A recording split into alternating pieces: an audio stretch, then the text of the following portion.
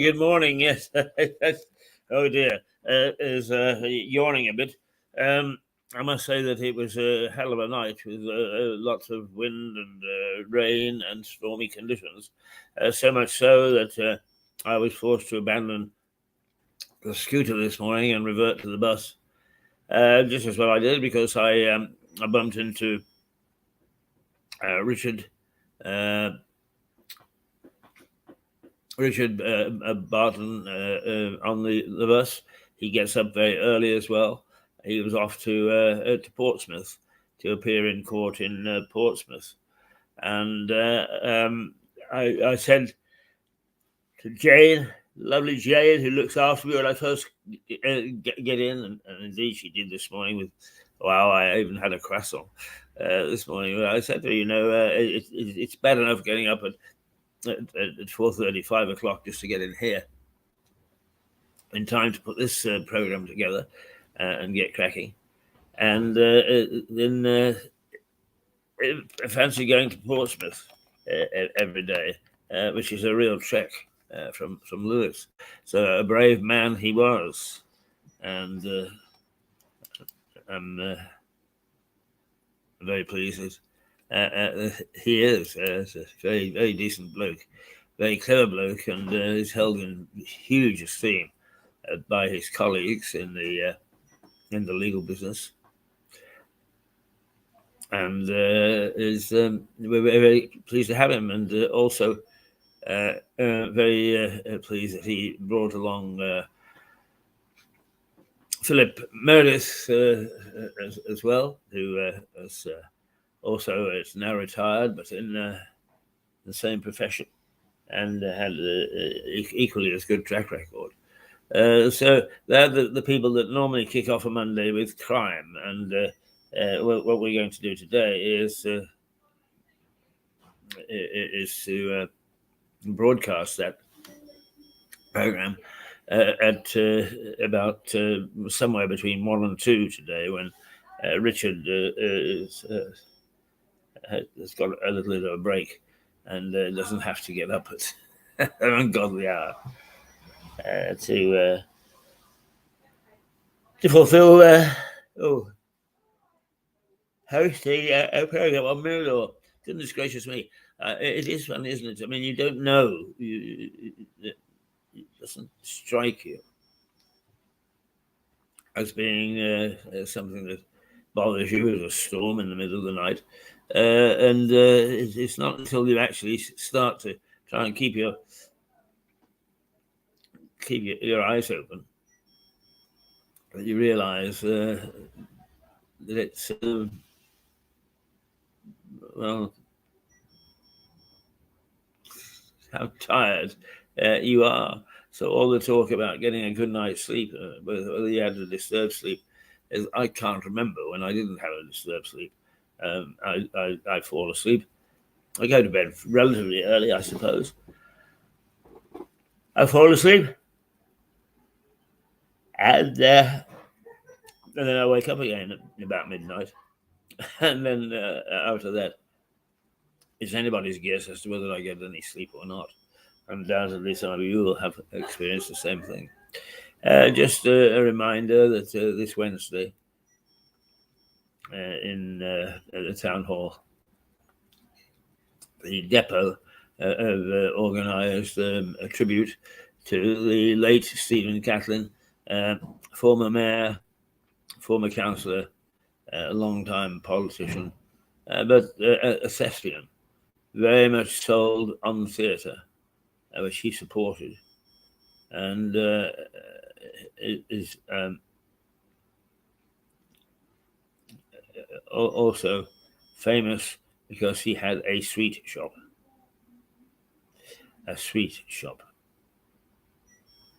a quarter of this and a quarter of that. Very popular it was. We talk about the death of the high street. And of course, it's always a very popular thing to point a finger at government and the business rates and so on and so forth. But also, part of the reason that Stephen gave up his shop was the rapacious rents that landlords were charging and do charge. I remember seeing notices in the lanes in Brighton, people saying, before you decide to open a shop in the lanes, come and talk to us and let us tell you about the various costs, including how expensive it is to rent this space. Hey, so there are a whole host of reasons, many of which we could actually fix, except that like the banks and the facilities companies and so on and so forth, people now count their profits in billions, and in many instances don't plough a lot of it back into the business. It was always said you need to make a profit. It shouldn't be a dirty word, because profit money is used to develop the business. But nowadays it is to fill pockets and to pay exorbitant salaries to chief executives, some of whom are pretty suspect in their abilities. We live in funny times. Anyway, we're just going to go back in time to to lockdown, and we also, of course, we've been testing the water in terms of being able to have a version of Mirador for Chichester, which we had Mark Rattray to do a couple of interviews and so on and so forth. That model does not seem as if it's going to work. So we're back to the drawing board. We haven't given up. And this wasn't Chichester. This was Guildford. But one of our former correspondents is Mark Warburton. We've got a record of him walking along the river in Guildford during that period when you had to keep your distance. So let's take a look at. Here we go. Mark and the River Canal.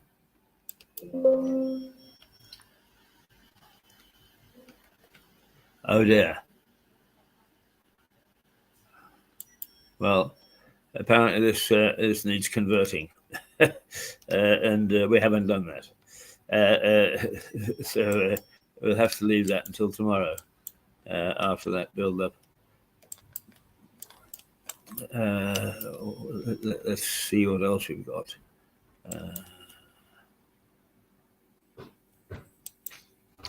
Then in well, you know, one of the we normally show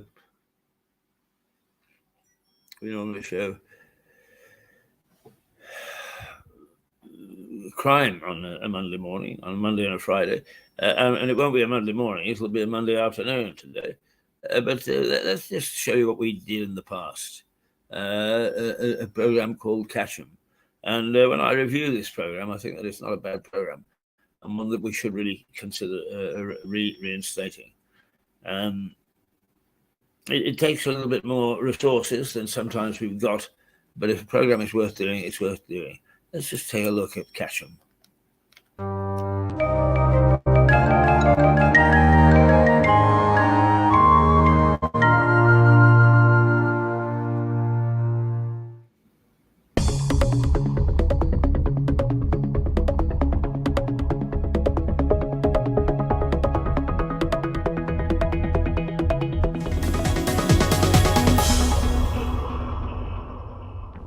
Cashpoint fraud. It's moving south, so watch your cash carefully. It's a dog's life. If you own one, microchip it. It's now the law. And Lewes Prison, often home to the rich and famous.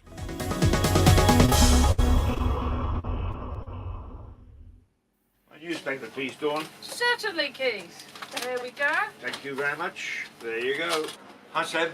Hello. A pint, please. No worries. Thank you. Coffee, please, Kath. Good morning. There you go, sir. Thank you very much. I'm very sorry we don't take card. It's hard to think now what you can't buy with a credit or debit card. But there are still nice little cafes, like this one, where cash is still king. Or, believe it or not, money is still needed to buy a bus ticket. And then, of course, they're still repaying the tenner you borrowed off a pal and forgot to give back. Hi, David. Thanks, David. How are you? Yeah, here's that tenner I owe you. That's very Oh, good. sorry about that. Hi, I'm Keith Hayes with the latest edition of Catch 'em, the crime show that deals with the bad people in Lewes. It's possible to buy almost anything with a card nowadays, but we do need cash from time to time. And anyway, it's a comfortable feeling to have a fiver or two in your pocket. How do we get it? From cash machines, of course. And the villains know it. There has been a spate of tampering with cash machines in the north of England, and Sussex police are warning the public down here that it's spreading south. Police forces across the country have reported that a number of cash machines have been tampered with or modified so that criminals can get customers' bank details. Thieves tampered with ATMs in the north of England this week, and local police said it is advising the public to be vigilant and report anything suspicious. If it looks as if the machine has been tampered with, call the bank immediately and then call police on 101. Better safe than sorry.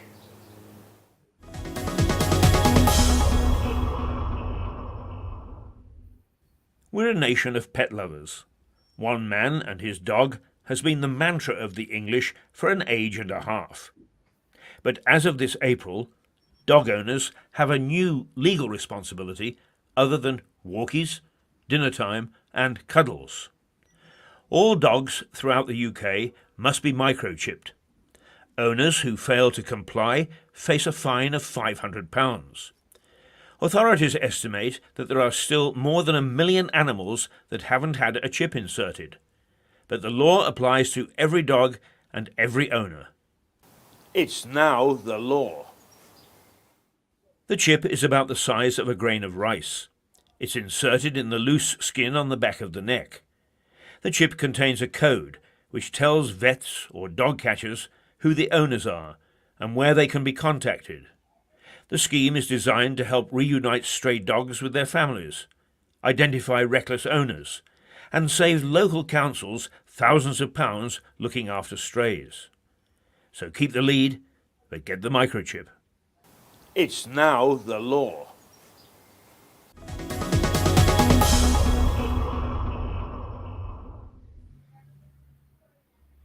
Hello, darling. I'll be late home for dinner. How very thoughtful of me to let the good lady know. But if you do it while driving your car on your handheld mobile, it will be an expensive meal. If the police catch you, you'll get 3 penalty points on your licence, £100 fine. And if you have been particularly dangerous while driving, the fine could rise to £1,000 and being disqualified from driving. It's dangerous and has cost lives.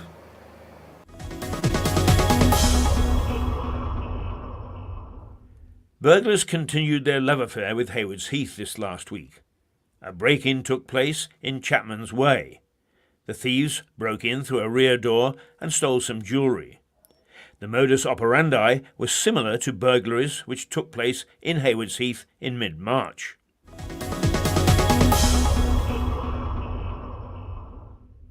Intruders were disturbed in Sycamore Drive, Burgess Hill. 3 men in dark clothing were seen fleeing the scene before stealing anything valuable. Also in Burgess Hill, a man was assaulted in the early hours of the morning last week by a stranger. The victim's jaw was broken. Police are appealing for witnesses.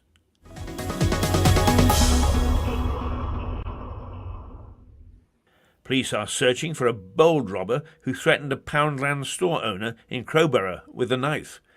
The robber staged the hold-up in broad daylight, just before noon on Good Friday. There is also an appeal for witnesses to a 3-car crash on the A267 at Cross in Hand. 1 woman was seriously injured in the collision, while others sustained minor injuries. The cars involved were a blue Volkswagen Polo, a grey Seat Exeo, and a red BMW 320. If you witness the accident, call police on 101. Witnesses are also sought after a bus crashed with 2 cars on South Coast Road, Peacehaven, while a coach carrying 45 elderly passengers tipped into a ditch near Firle last Wednesday. No one was hurt.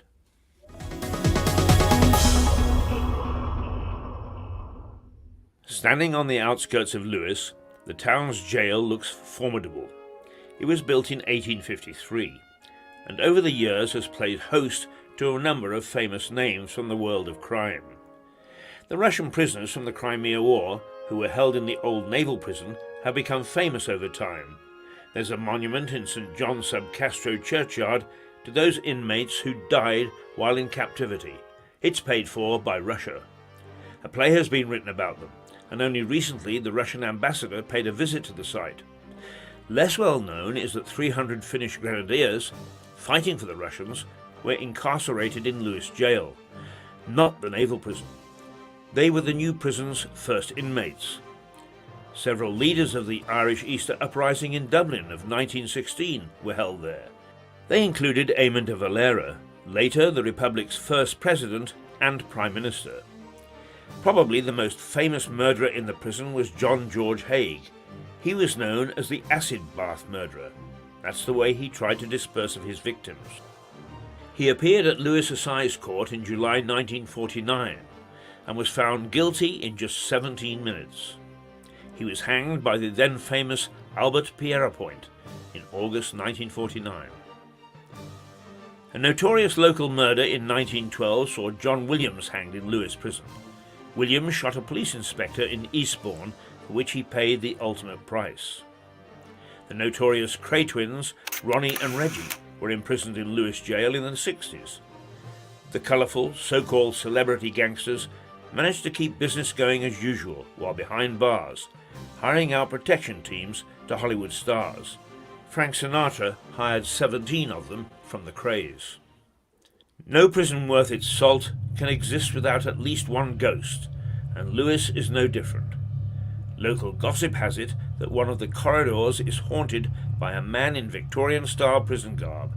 He is said to have dropped dead of a seizure when he saw his son enter the same block as a fellow prisoner. So keep your eyes peeled as you pass the prison on the way out of Lewes on the road to Brighton. You never know what you might see.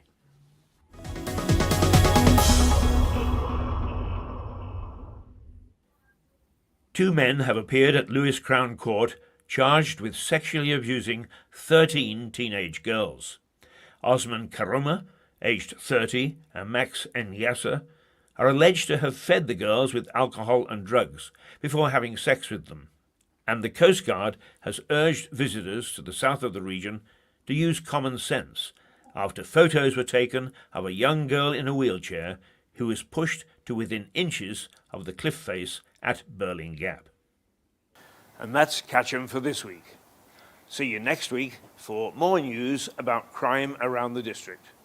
Keith Hayes, South Downs TV. What's that, Ray? You want my phone number? Here, I'll write it down for you on this fiver.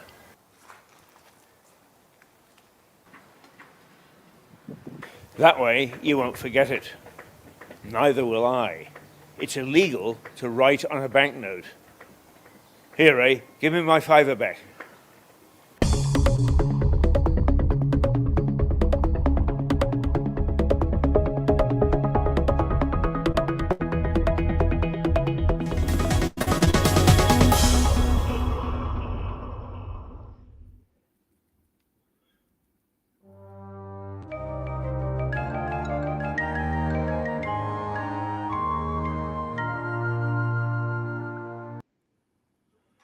you Well, can't buy with a credit or debit card. Moving south. Trying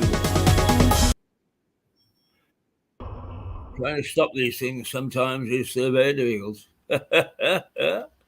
Okay, that is a program Cashen that we did.